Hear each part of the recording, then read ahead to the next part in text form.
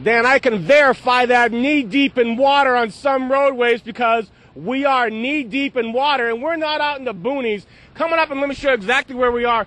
This is US 41 right over here. It's the main drag through Naples, right next to the county courthouse, about a half a mile away. And you can see how bad the flooding is right here. One of the gentlemen caught it is Tom Neal. Look how he's getting out. He's got his shoes right here so they don't get wet. He's trying to get his bicycle out. If you pan over right here, you can see where he lives in that first mobile home right over here. Tom, real quick, what's it like?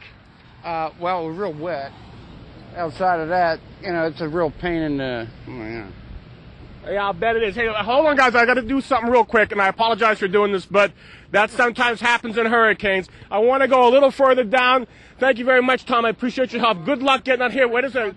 I don't want to go over your line. We're going to have him get around here. We'll walk around you. We'll work with you. It's live TV. We can do this. Let's go further down this road, and I want to show you exactly what it's like way down there, because the whole road is flooded, including that way past that tree that is blocking the road that literally has people trapped in their own homes in Naples. Doc Giesler got a double dose of Tropical Storm Fay. Not only is his house flooded, his street is blocked by a huge tree that blew over as Fay blew on shore. Tropical storms can do some damage. All I get to do is look around. We're underwater in here. What can I say? Kind of tough, huh? Wet from head to toe. About a half dozen homes on this dead-end street are isolated by the fallen tree. It made a ferocious sound in the middle of the night. Yeah, I never thought that this tree would fall over. So my brother was freaked out thinking that the other trees would fall in the car, but no.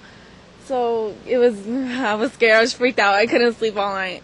Neighbors were out assessing damage all morning from what experts are calling a minimal storm.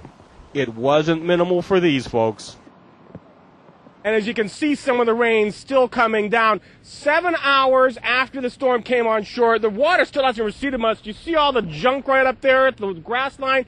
That was the water at its highest. So you can see it hasn't receded a whole lot. Let's take a walk down here real quick so we can show you what it's like where Tom's neighborhood is. And I want to show you something that happened at Tom's house.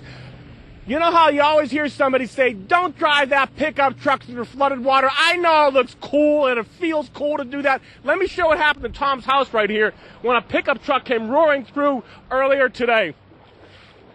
The poor guy stuck in a flood to begin with. All of a sudden, that wake from the pickup truck comes, and it just nailed the bottom of his house right there. Just nailed the bottom of his house, destroyed it. That's what he's going through. That's what the people in Naples are going through. You know, we were talking all morning long and saying, hey, this is only a tropical storm. It's not that bad. But you know what? When you get into those pockets where it is bad, it's really bad. And as you can tell from looking down this street and seeing how trapped these people are right now, for the folks here in this section of Naples, it's really bad. Live in Naples, Don Germaise, ABC Action News.